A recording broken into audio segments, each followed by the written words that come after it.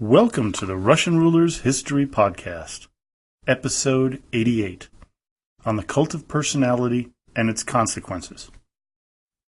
This is a special podcast today, as I haven't written a script for it. No, don't worry, I'm not going to do this off the top of my head or off my cuff. It's a speech that I want to read to you by Nikita Khrushchev. And I found an edited version of the speech was delivered by Nikita Khrushchev to the 20th Congress of the Communist Party of the USSR in Moscow on February 25th, 1956. So why this speech? Well, against what it says in the title, that it's a secret speech, it was very well known to the general world after the speech was given. Within months, it was spread. There were copies of it, even though there was no stenographer there, but Khrushchev had it leaked to some of the Comintern and other communist members in the Eastern Bloc first, and then it kind of got out to the rest of the world. And it's a very important speech because we now have to break from Stalin. The people were inured with his power, the fear that was there, and it had to be broken. They had to stop the fear that was going through people.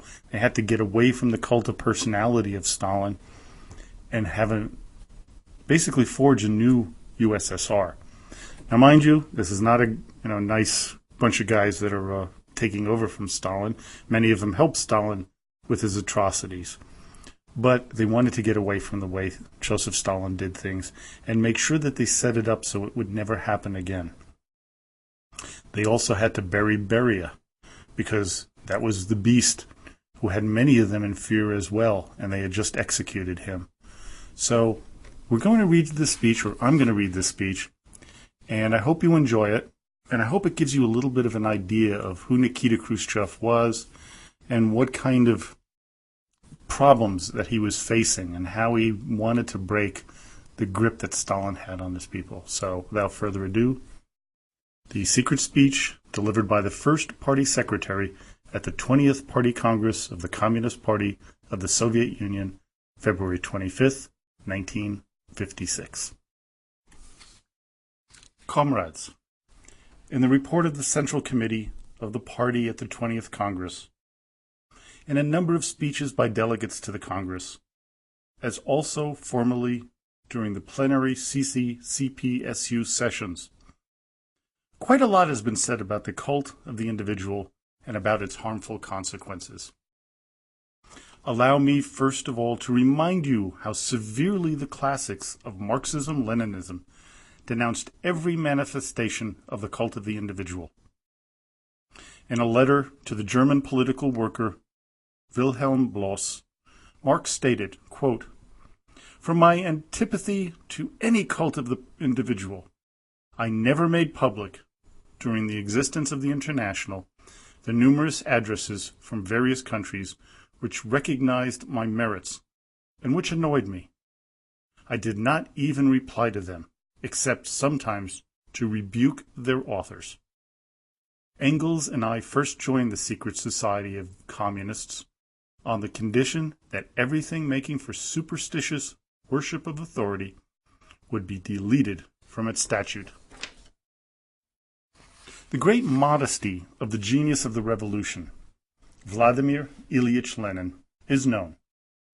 Lenin had always stressed the role of the people as the creator of history, the directing and organizational role of the party as a living and creative organism, and also the role of the Central Committee. Marxism does not negate the role of the leaders of the workers' class in directing the revolutionary liberation movement. While ascribing great importance to the role of the leaders and organizers of the masses, Lenin at the same time mercilessly stigmatized every manifestation of the cult of the individual, inexorably combated the foreign to Marxism views about a hero in a crowd, and countered all efforts to oppose a hero to the masses and to the people. Lenin taught that the party's strength depends on its indissoluble unity with the masses, on the fact that behind the party follow the people, workers, peasants, and intelligentsia. Only we will win and retain the power, said Lenin, who believes in the people, who submerges himself in the fountain of the living creativeness of the people. During Lenin's life, the Central Committee of the party was a real expression of collective leadership of the party and of a nation. Being a militant Marxist revolutionist, always unyielding in matters of principle, Lenin never imposed by force his views upon his co-workers. He tried to convince. He patiently explained his opinions to others. Lenin always diligently observed the norms of party life that were realized, that the party statute was enforced, that the party congresses and the plenary sessions of the Central Committee took place at the proper intervals. In addition to the great accomplishments of V.I. Lenin for the victory of the working class and of the working peasants, for the victory of our party, and for the application of the ideas of scientific communism to life, his acute mind expressed itself also in this, that he detected in Stalin, in time, those negative characteristics which resulted later in grave consequences. Fearing the future fate of the party and of the Soviet nation, V.I. Lenin made a completely correct characterization of Stalin, pointing out that it was necessary to consider the question of transferring Stalin from the position of Secretary General because of the fact that Stalin is excessively rude, that he does not have a proper attitude toward his comrades, that he is capricious and abuses his power. Vladimir Ilyich said, quote, "Stalin is excessively rude, and this defect, which can be freely tolerated in our midst and in context among us communists, becomes a defect which cannot be tolerated in one holding the position of the Secretary General. Because of this, I propose that the comrades consider the method by which Stalin would be removed from this position and by which another man would be selected for it. A man who, above all, would differ from Stalin in only one quality, namely greater tolerance, greater loyalty, greater kindness, and a more considerate attitude toward the comrades, a less capricious temper, etc." As later events have proven, Lenin's anxiety was justified. In the first period after Lenin's death, Stalin still paid attention to his advice, but later he began to disregard the serious admonitions of Vladimir Ilyich. When we analyze the practice of Stalin in regard to the direction of the party and of the country, when we pause to consider everything which Stalin perpetrated, we must be convinced that Lenin's fears were justified. The negative characteristics of Stalin, which, in Lenin's time, were only incipient, transformed themselves during the last years into a grave abuse of power by Stalin, which caused untold harm to our party. Stalin acted not through persuasion, explanation, and patient cooperation with people, but by imposing his concepts and demanding absolute submission to his opinion. Whoever opposed this concept or tried to prove his viewpoint and the correctness of his position was doomed to removal from the leading collective and to subsequent moral and physical annihilation. This was especially true during the period following the 17th Party Congress, when many prominent party leaders and rank-and-file party workers, honest and dedicated to the cause of communism, fell victim to Stalin's despotism. Stalin originated the concept enemy of the people. This term automatically rendered it unnecessary that the ideological errors of a man or men engaged in a controversy be proven. This term made possible the usage of the most cruel repression, violating all norms of revolutionary legality, against anyone who in any way disagreed with Stalin, against those who were only suspected of hostile intent, against those who had bad reputations. This concept, enemy of the people, actually eliminated the possibility of any kind of ideological fight or the making of one's views known on this or that issue, even those of a practical character. In the main, and in actuality, the only proof of guilt used, against all norms of current legal science, was the confession of the accused himself, and, as subsequent probing proved, confessions were acquired through physical pressures against the accused. Lenin used severe methods only in the most necessary cases, when the exploiting classes were still in existence and were vigorously opposing the revolution, when the struggle for survival was decidedly assuming the sharpest forms, even including a civil war. Stalin, on the other hand, used extreme methods and mass repressions at a time when the revolution was already victorious, when the Soviet state was strengthened, when the exploiting classes were already liquidated, and socialist relations were rooted solidly in all phases of national economy, when our party was politically consolidated and had strengthened itself both numerically and ideologically. It is clear that here Stalin showed, in a whole series of cases, his intolerance, his brutality, and his abuse of power. Instead of proving his political correctness and mobilizing the masses, he often chose the path of repression and physical annihilation, not only against actual enemies, but also against individuals who had not committed any crimes against the party and the Soviet government. Here we see no wisdom, but only a demonstration of the brutal force which had once so alarmed V.I. Lenin. Considering the question of the cult of an individual, we must first off all show everyone what harm this caused to the interests of our party. In practice, Stalin ignored the norms of party life and trampled on the Leninist principle of collective party leadership. Stalin's willfulness vis-à-vis the party and its Central Committee became fully evident after the 17th Party Congress, which took place in 1934. It was determined that of the 139 members and candidates of the party's Central Committee who were elected at the 17th Congress, 98 persons, that is, 70%, were arrested and shot, mostly in 1937 and 1938. The same fate met not only the Central Committee members, but also the majority of the delegates to the 17th Party Congress.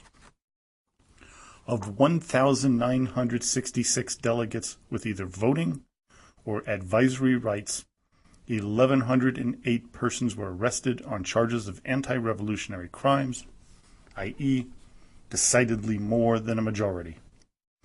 This very fact shows how absurd, wild, and contrary to common sense were the charges of counter-revolutionary crimes made out, as we now see, against a majority of the participants at the 17th Party Congress. What is the reason that mass repressions against activists increased more and more after the 17th Party Congress? It was because, at that time, Stalin had so elevated himself above the party and above the nation that he ceased to consider either the Central Committee or the party. While he still reckoned with the opinion of the collective before the 17th Congress, after the political liquidation of the Trotskyites, Zinovievites, and Bukharinites, when as a result of that fight and socialist victories, the party achieved unity, Stalin ceased, to an ever greater degree, to consider the members of the party's Central Committee and even the members of the Political Bureau. Stalin thought that now he could decide all things alone, and all he needed were statisticians. He treated all others in such a way that they could only listen to praise him. After the criminal murder of S.M. Kirov, mass repressions and brutal acts of violation of socialist legality began. On the evening of December 1, 1934, on Stalin's initiative, without the approval of the Political Bureau, which was passed 2 days later, casually, the Secretary of the Presidium of the Central Executive Committee, Unokidze, signed the following directive. 1. Investigative agencies are directed to speed up the cases of those accused of the preparation or execution of acts of terror. 2. Judicial organs are directed not to hold up the execution of death sentences pertaining to the crimes of this category in order to consider the possibility of pardon, because the Presidium of the Central Executive Committee, USSR, does not consider as possible the receiving of petitions of this sort. And 3. The organs of the Commissariat of Internal Affairs are directed to execute the death sentences against criminals of the above-mentioned category immediately after the passage of sentences. This directive became the basis for mass acts of abuse against socialist legality. During many of the fabricated court cases, the accused were charged with the preparation of terrorist attacks. This deprived them of any possibility that their cases might be re-examined, even when they stated before the court that their confessions were secured by force, and when, in a convincing manner, they disproved the accusations against them. Mass repressions grew tremendously from the end of 1936 after a telegram from Stalin and Zhdanov, dated from Sochi on September 25, 1936, was addressed to Kaganovich, Molotov, and other members of the Political Bureau. The content of the telegram was as follows. We deem it absolutely necessary and urgent that Comrade Yezhov be nominated to the post of People's Commissar for Internal Affairs. Yagoda has definitely proved himself to be incapable of unmasking the Trotskyite, Zinoviite bloc. The OGPU is 4 years behind in this matter. This is noted by all party workers and by the majority of the representatives of the NKVD. Strictly speaking, we should stress that Stalin did not meet with, and therefore could not know, the opinion of party workers. The mass repressions at this time were made under the slogan of a fight against the Trotskyites. Did the Trotskyites at this time actually constitute such a danger to our party and to the Soviet state? We should recall that in 1927, on the eve of the 15th Party Congress, only some 4,000 votes were cast for the Trotskyite Zinovite opposition, while there were 724,000 for the party line. During the 10 years which passed between the 15th Party Congress and the February-March Central Committee Plenum, Trotskyism was completely disarmed. Many former Trotskyites had changed their former views and worked in the various sectors building socialism. It is clear that in the situation of socialist victory, there was no basis for mass terror in the country. The majority of the Central Committee members and candidates elected at the 17th Congress and arrested in 1937 to 1938 were expelled from the party illegally through the brutal abuse of the party statute, because the question of their expulsion was never studied at the Central Committee Plenum. Now, when the cases of some of these so-called spies and saboteurs were examined, it was found that all their cases were fabricated.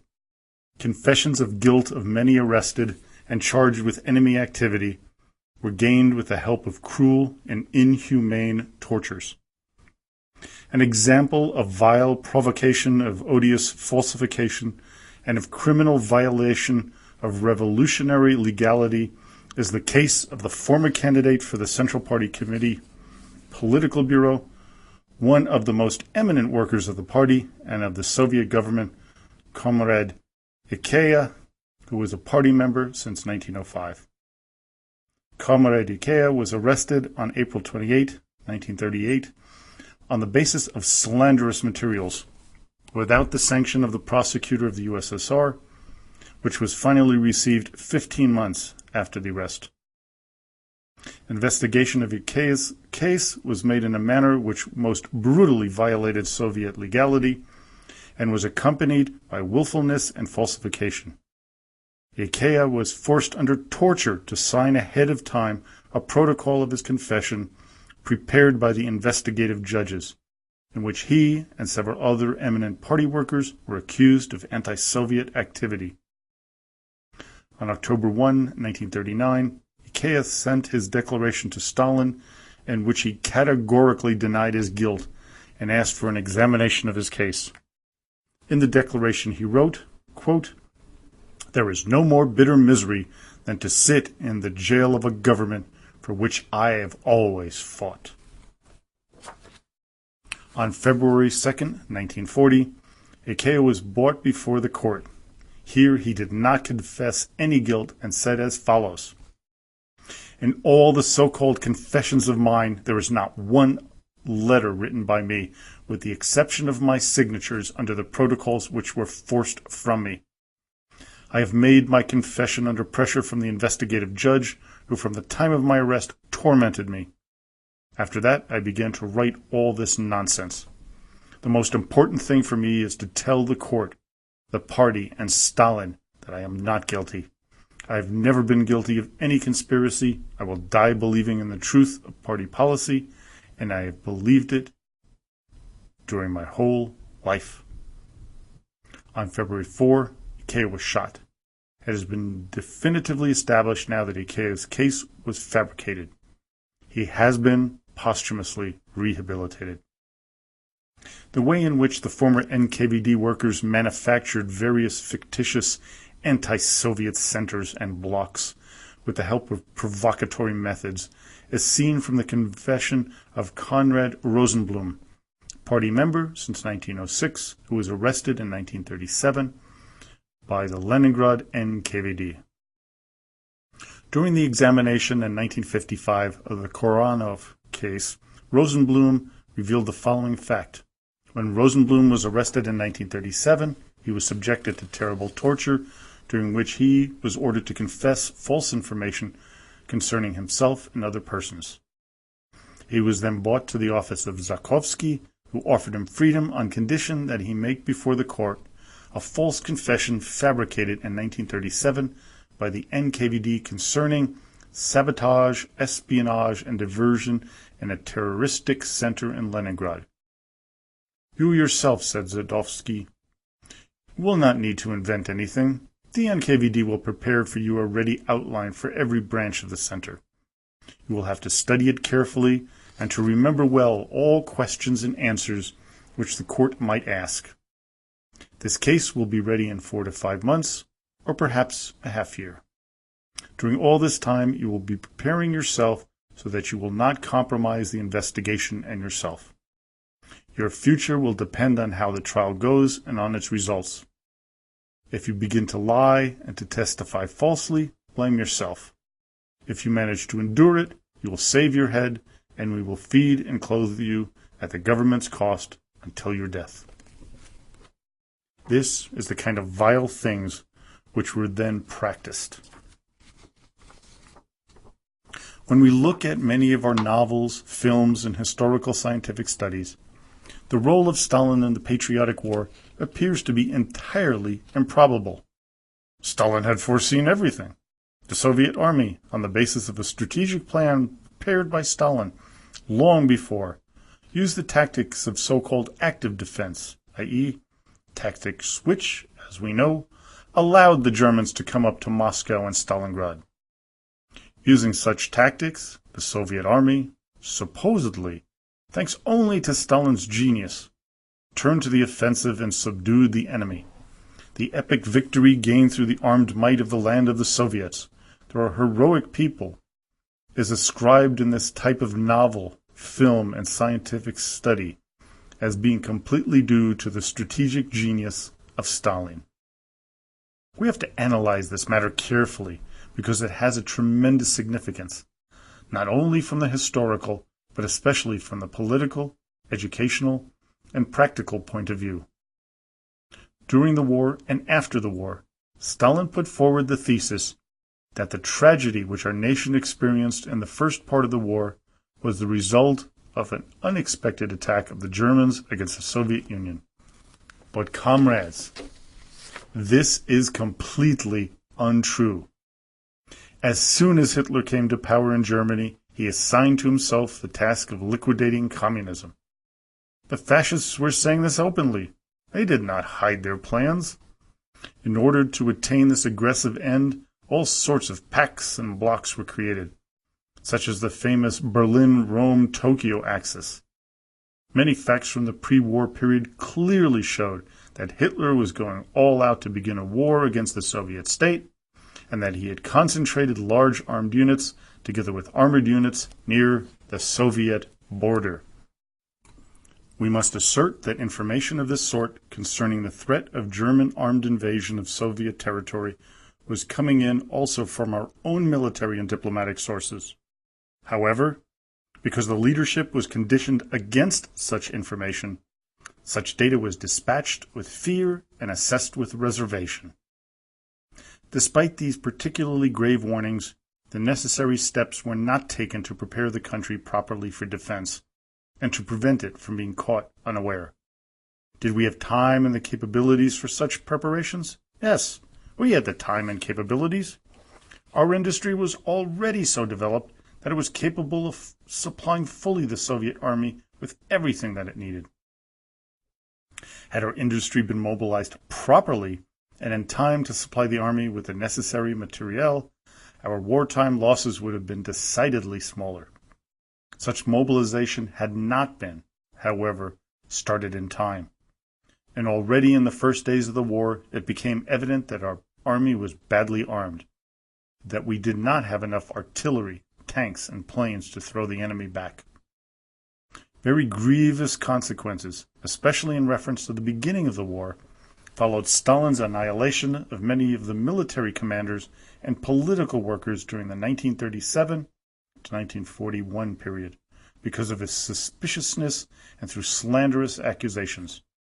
During these years, repressions were instituted against certain parts of military cadres, beginning literally at the company and battalion commander level and extending to the higher military centers.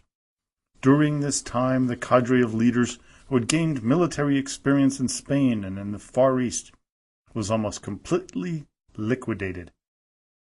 After the conclusion of the Patriotic War, the Soviet nation stressed with pride the magnificent victories gained through great sacrifices and tremendous efforts. The country experienced a period of political enthusiasm. The party came out of the war even more united, and the fire of the war party cadres were tempered and hardened. Under such conditions, nobody could have even thought of the possibility of some plot in the party. And it was precisely at this time that the so-called Leningrad affair was born. As we have now proven, this case was fabricated. Those who innocently lost their lives included comrades Vozhnezhensky, Kuznetsov, Rodionov, Popkov, and others. Facts prove that the Leningrad affair is also the result of willfulness which Stalin exercised against party cadres. We must state that after the war, the situation became even more complicated. Stalin became even more capricious, irritable, and brutal. In particular, his suspicion grew. His persecution mania reached unbelievable dimensions. Many workers were becoming enemies before his very eyes. After the war, Stalin separated himself from the collective even more. Everything was decided by him alone, without any consideration for anyone or anything. The unbelievable suspicion was cleverly taken advantage of by the abject provocateur and vile enemy, Beria, who had murdered thousands of communists and loyal Soviet people. The elevation of Vozhnezhensky and Kuznetsov alarmed Beria.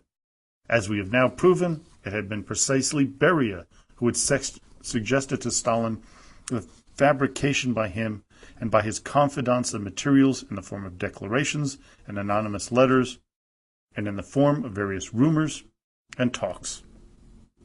The question arises, why is it that we see the truth of this affair only now? And why did we not do something earlier, during Stalin's life, in order to prevent the loss of innocent lives? It was because Stalin personally supervised the Leningrad affair, and the majority of the political bureau members did not, at that time, know all of the circumstances in these matters, and could not, therefore, intervene. The willfulness of Stalin showed itself not only in decisions concerning the internal life of the country, but also in the international relations of the Soviet Union. The July Plenum of the Central Committee studied in detail the reasons for the development of conflict with Yugoslavia. It was a shameful role which Stalin played here. The Yugoslav affair contained no problems which could not have been solved through party discussions among comrades. There was no significant basis for the development of this affair. It was completely possible to have prevented the rupture of relations with that country. I recall the first days when the conflict between the Soviet Union and Yugoslavia began artificially to be blown up.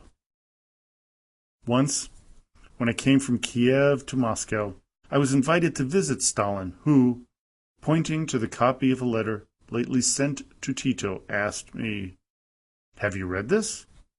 Not waiting for my reply, he answered, "I will shake my little finger and there will be no more Tito. He will fall." But this did not happen to Tito. No matter how much or how little Stalin shook, not only his little finger, but everything else that he could shake, Tito did not fall. Why? The reason was that, in this case of disagreement with the Yugoslav comrades, Tito had behind him a state and a people who had gone through a severe school of fighting for liberty and independence, a people which gave support to its leaders. You see to what Stalin's mania for greatness led. He had completely lost consciousness of reality. He demonstrated his suspicion and haughtiness not only in relation to individuals in the USSR, but in relation to whole parties and nations. Let us also recall the affair of the doctor plotters. Actually, there was no affair outside of the declaration of the woman doctor Timasbuk, who was probably influenced or ordered by someone. After all, she was an unofficial collaborator of the organs of the state security, to write Stalin a letter in which she declared that the doctors were applying supposedly improper methods of medical treatment. Such a letter was sufficient for Stalin to reach an immediate conclusion that there were doctor plotters in the Soviet Union. He issued orders to arrest a group of eminent Soviet medical specialists. He personally issued advice on the conduct of the investigation and the interrogation of the arrested persons. He said that academician Vinogradov should be put in chains. Another one should be beaten. Present at the Congress as a delegate is the former Minister of State Security, Comrade Ignatiev. Stalin told him curtly, "If you do not obtain confessions from the doctors, we will shorten you by a head." In organizing the various dirty and shameful cases, a very base role was played by the rabid enemy of our party, an agent of a foreign intelligence service, Beria, who had stolen into Stalin's confidence. In what way could this provocateur gain such a position in the party and in the state so as to become the first deputy chairman of the Council of Ministers of the Soviet Union and a member of the Central Committee Political Bureau? It has now been established that this villain had climbed up the government ladder over an untold number of corpses. Were there any signs that Beria was an enemy of the party? Yes, there were. Already in 1937, at a Central Committee Plenum, former People's Commissar of Health Protection Kaminsky said that Beria worked for the Musavat intelligence service. But the Central Committee Plenum had barely concluded when Kaminsky was arrested and then shot. Had Stalin examined Kaminsky's statement? No, because Stalin believed in Beria, and that was enough for him. And when Stalin believed in anyone or anything, then no one could say anything which was contrary to his opinion. Anyone who would dare to express opposition would have met the same fate as Kaminsky. Comrades, the cult of the individual acquired such monstrous size chiefly because Stalin himself, using all conceivable methods, supported the glorification of his own person. This is supported by numerous facts. One of the most characteristic examples of Stalin's self-glorification and of his lack of even elementary modesty is the edition of his short biography, which was published in 1948. This book is an expression of the most dissolute flattery, an example of making a man into a godhead, of transforming him into an infallible sage, the greatest leader, sublime strategist of all times and nations. Finally, no other words could be found with which to lift Stalin up to the heavens. We need not give here examples of the loathsome adulation filling this book.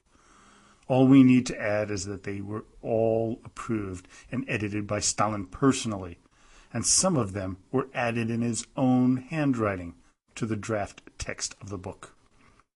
Comrades, if we sharply criticize today the cult of the individual, which was so widespread during Stalin's life, and if we speak about the many negative phenomena generated by this cult, which is so alien to the spirit of Marxism-Leninism, various persons may ask, how could it be? Stalin headed the party and the country for 30 years, and many victories were gained during his lifetime. Can we deny this?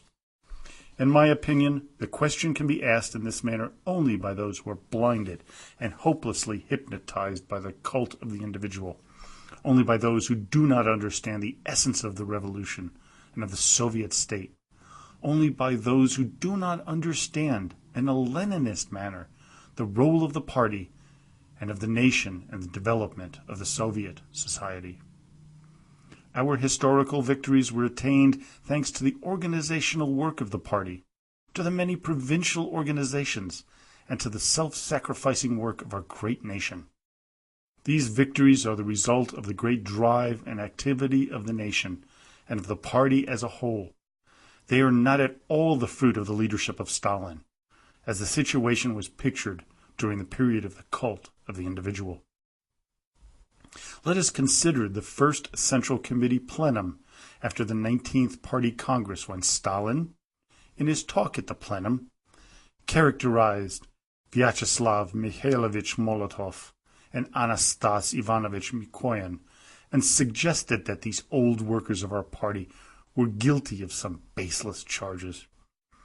It is not excluded that had Stalin remained at the helm for another several months, comrades Molotov and Mikoyan would probably have not delivered any speeches at this conference. Stalin evidently had plans to finish off the old members of the Political Bureau. He often stated that Political Bureau members should be replaced by new ones. We can assume that this was also a design for the future annihilation of the old Political Bureau members, and in this way a cover for all shameful acts of Stalin, acts which we are now considering. Comrades, in order not to repeat the errors of the past, the Central Committee has declared itself resolutely against the cult of the individual. We consider that Stalin was excessively extolled. However, in the past, Stalin doubtless performed great services to the party, to the working class, and to the international workers' movement. We should, in all seriousness, consider the question of the cult of the individual. We cannot let this matter get out of the party, especially not to the press. It is for this reason that we are considering it here at a closed Congress session. We should know the limits. We should not give ammunition to the enemy. We should not wash our dirty linen before their eyes. I think that the delegates to the Congress will understand and assess properly all these proposals. Comrades, we must abolish the cult of the individual decisively. Once and for all, we must draw the proper conclusions concerning both ideological, theoretical, and practical work. It is necessary for this purpose, first, in a Bolshevik manner, to condemn and to eradicate the cult of the individual as alien to Marxism-Leninism, and not consonant with the principles of party leadership and the norms of party life, and to fight inexorably all attempts at bringing back this practice in one form or another. To return to and actually practice in all our ideological work the most important thesis of Marxist-Leninist science about the people as the creator of history and as the creator of all material and spiritual good of humanity, about the decisive role of the Marxist Party in the revolutionary fight for the transformation of society, about the victory of communism. In this connection, we will be forced to do much work in order to examine critically from the Marxist-Leninist viewpoint and to correct the widely spread erroneous views connected with the cult of the individual in the sphere of history, philosophy, economy, and of other sciences, as well as in the literature and in the fine arts. It is especially necessary that in the immediate future we compile a serious textbook of the history of our party, which will be edited in accordance with scientific Marxist objectivism, a textbook of the history of Soviet society, a book pertaining to the events of the Civil War and the Great Patriotic War. Secondly, to continue systematically and consistently the work done by the party's Central Committee during the last years, a work characterized by minute observation in all party organizations, from the bottom to the top, of the Leninist principles of party leadership, characterized, above all, by the main principle of collective leadership, characterized by the observation of the norms of party life, described in the statutes of our party, and finally, characterized by the wide practice of criticism and self-criticism. Thirdly, to restore completely the Leninist principles of Soviet socialist democracy, expressed in the Constitution of the Soviet Union, to fight willfulness of individuals abusing their power, the evil caused by acts violating revolutionary socialist legality, which have accumulated during a long time as a result of the negative influence of the cult of the individual, has to be completely corrected. Comrades, the 20th Congress of the Communist Party of the Soviet Union has manifested with a new strength the unshakable unity of our party, its cohesiveness around the Central Committee, its resolute will to accomplish the great task of building communism, and the fact that we present in all the ramifications the basic problems of overcoming the cult of the individual, which is alien to Marxism-Leninism, as well as the problem of liquidating its burdensome consequences, is an evidence of the great moral and political strength of our party. We are absolutely certain that our party, armed with the historical resolutions of the 20th Congress, will lead the Soviet people along the Leninist path to new successes, to new victories. Long live the victorious banner of our party, Leninism. Well, I hope you enjoyed today's podcast. It was a different one for me, not having prepared a script, but it was one that I thought was very important for you all to understand what problems the leadership was going through at the time.